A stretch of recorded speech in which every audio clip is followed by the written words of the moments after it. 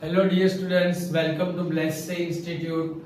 Our chapter is sets running and of exercise 1.1. Two questions are already completed. Also I taught in the last lecture the set builder form जो मैंने आपको समझाया था. Hope कि आप सबने उसको रिवाइज किया होगा, अच्छे से समझे होंगे. और अगर किसी को उसमें क्वेरी या डाउट है तो आप मुझे मैसेज से या फोन से पूछ सकते हो. यू कैन आस्क मी, या तो कमेंट बॉक्स में आप कमेंट भी डाल सकते हो. Now two questions are already completed of exercise 1.1. अब हम थर्ड क्वेश्चन से आगे जाना चाहते हैं जिसमें इसका यूज है वो सब कुछ मैंने लास्ट लेक्चर में आपको एक्सप्लेन किया था. दो चीज आपको एक्सप्लेन की थी, एक तो sets, introduction of all the sets. First था natural number set, second one was whole number set, then set of integers, then rational numbers and then real numbers. और एक सेट आपको पढ़ना है in the 11th and that is called the complex number set which is biggest set.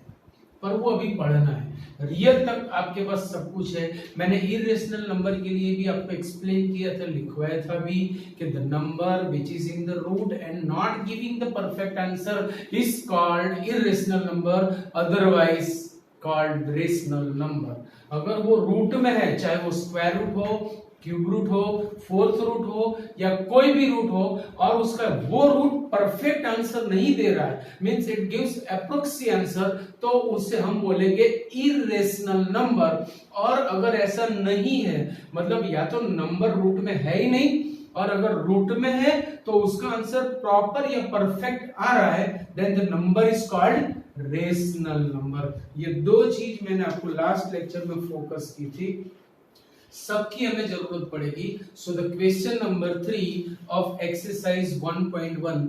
जल्दी से अपने text book लेके बैठो, एक्सरसाइज 1.1 ओपन करो, क्वेश्चन नंबर 3 पे अपना ध्यान फोकस करो और फटाफट आ जाओ यहाँ पे. देखो, the third question is write the following sets in the roster form. Roster form और लिस्टिंग मेथड दोनों हम बोल सकते हैं कि भाई जो सेट दिया हुआ है उसे आपको रोस्टर फॉर्म में लिखना है.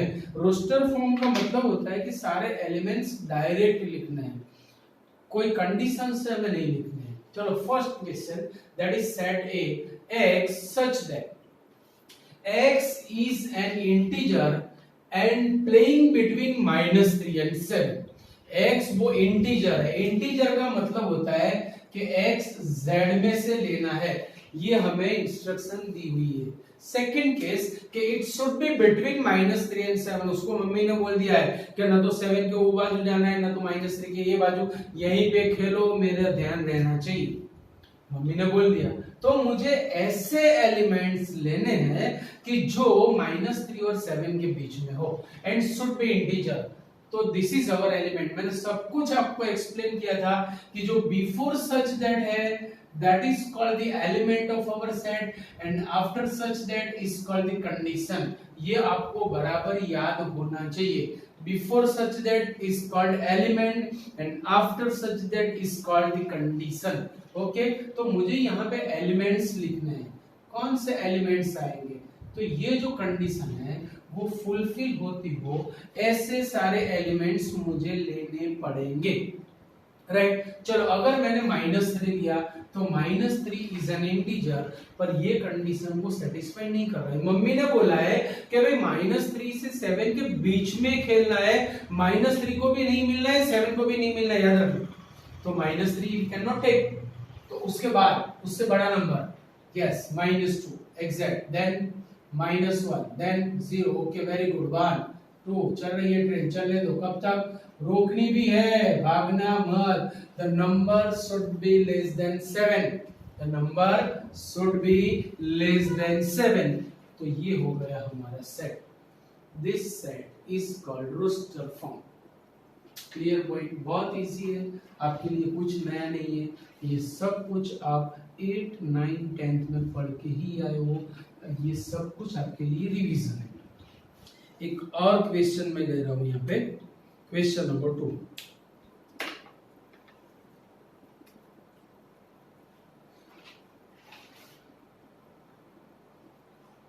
set of B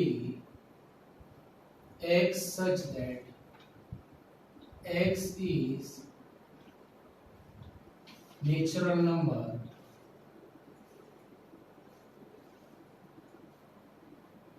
less than 6।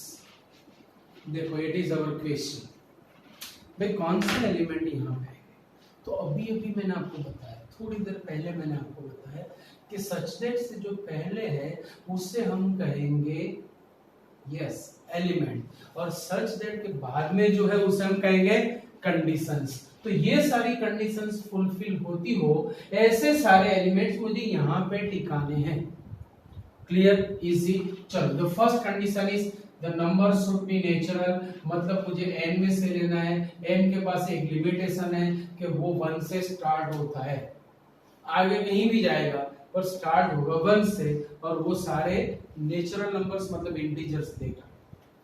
The number should be natural, so 1 is the first natural number and the number should be less than 6। Mummy ने बोल दिया 6 से बड़ा नहीं होना चाहिए, 6 भी नहीं, less than 6 means 6 से छोटा होना चाहिए।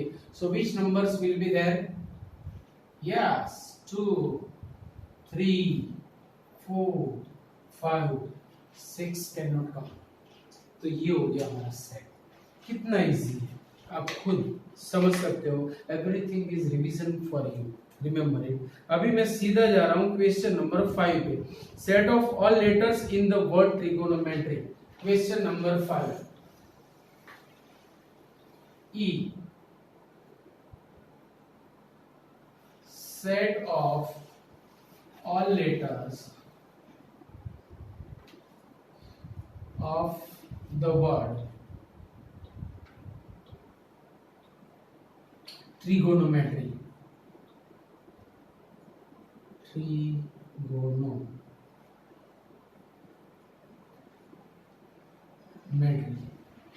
the word trigonometry।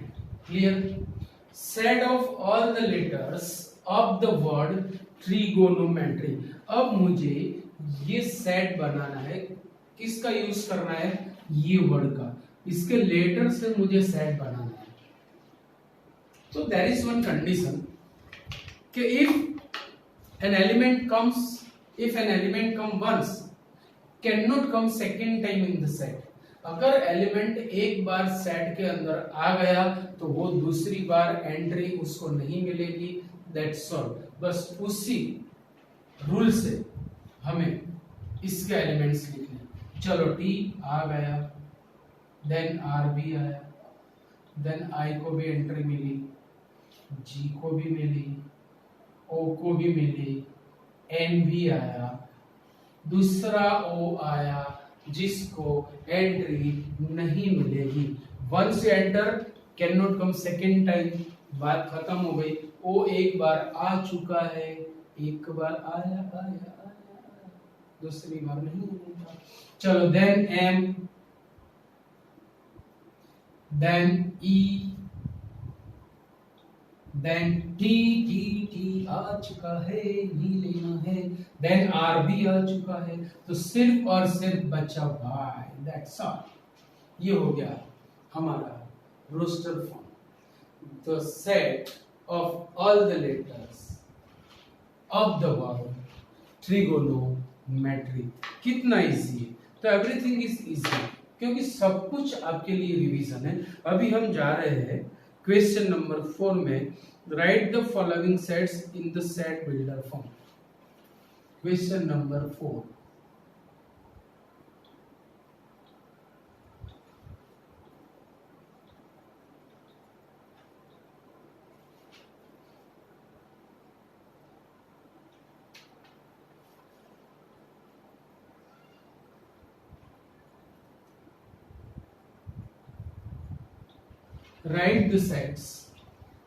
write the following sets in the set builder form।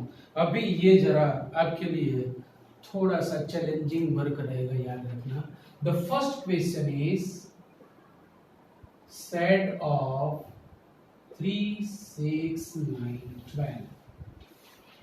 ये आपके लिए थोड़ा कैसा रहेगा? चैलेंजिंग रहेगा, याद रखना। पहला क्वेश्चन ये है कि 3 6 9 12 इससे आप कन्वर्ट करो सेट बिल्डर फॉर्म में। अभी सेट बिल्डर फॉर्म के लिए मैं आपको बता दूं, लास्ट लेक्चर में ही मैंने इसके ऊपर ज्यादा फोकस किया था।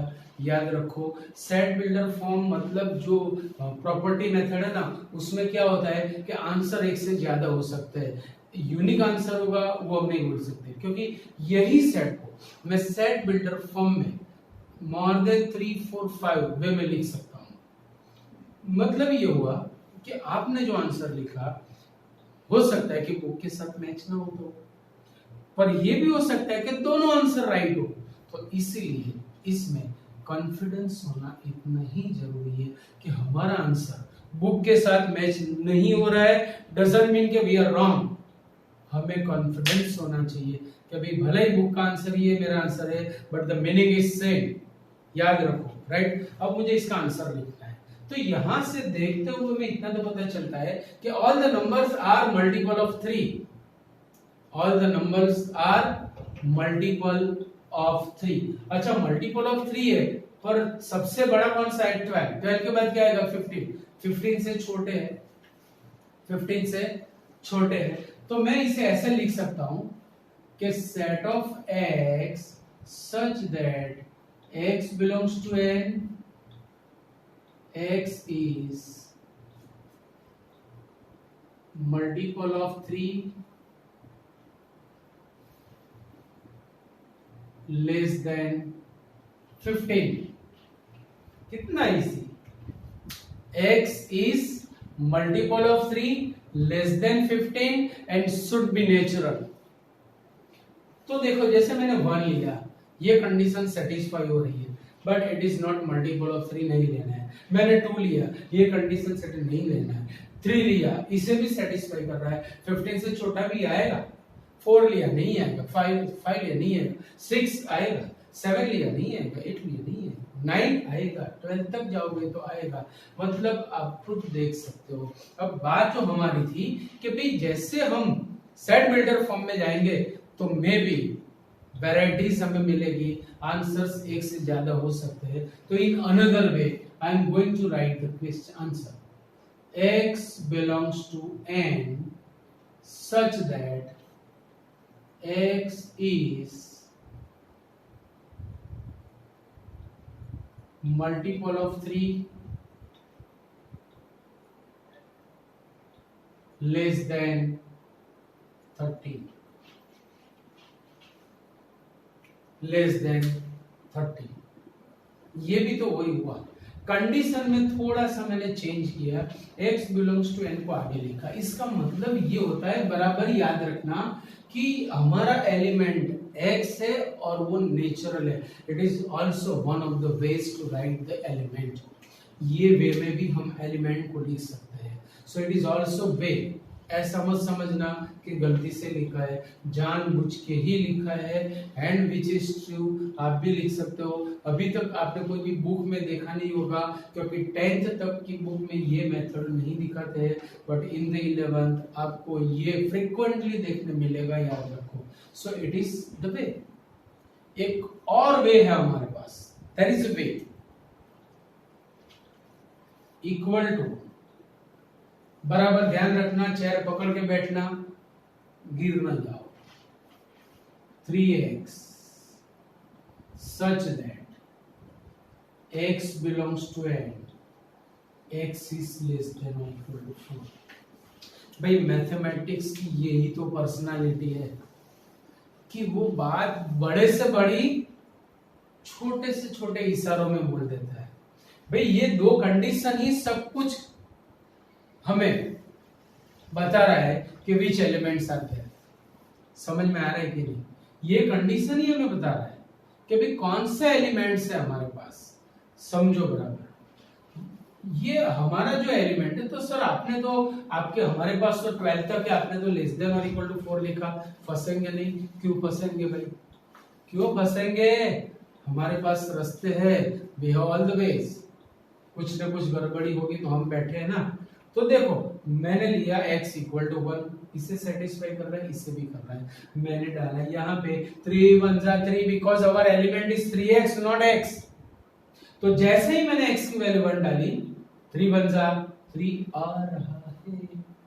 चलो मैंने 2 लिया, यहाँ पे है, इसे भी सेटिस्फाई कर रहा है। 3 8 जा 6 भी तो आ रहा है। चलो मैंने 3 लिया, आ रहा है, 4 लिया, आ रहा है, उसके आगे तो जाना नहीं। कितना इजी, कितना easy. So it is called set builder form. मतलब ये हुआ कि ये सारी चीजें अगर आप थोड़ा सा हल्का सा दिमाग को प्रेशर दोगे तो अपने आप अंदर से बाहर आएगा, बराबर। तो ये क्वेश्चन में 6 क्वेश्चन है, सॉरी 5 से 6 क्वेश्चन है, सॉरी 5 क्वेश्चन है। ये सारे मैं आपको होमवर्क में दे रहा हूँ for the further practice. Second thing, तो question number 5 and 6 are so easy, ये भी मैं आपको होमवर्क में दे रहा हूँ। मतलब यहाँ तक आज हमारी एक्सरसाइज 1.1 कंप्लीट होती है। आप सभी को till exercise 6 some of exercise 1.1 करना है। होमवर्क की नोटबुक भी बनानी है, क्लास वर्क की नोटबुक भी बनानी है। याद रखना, this time is very very very important for us. अगर आपको ये वीडियो अच्छा लगा हो तो शेयर करना, लाइक करना, ब्लेसिंग इंस्टीट्यूट की चैनल को सब्सक्राइब करना मत भूलना। नेक्स्ट लेक्चर में नई मेथड के साथ फिर से मिलेंगे। Okay, see you, bye.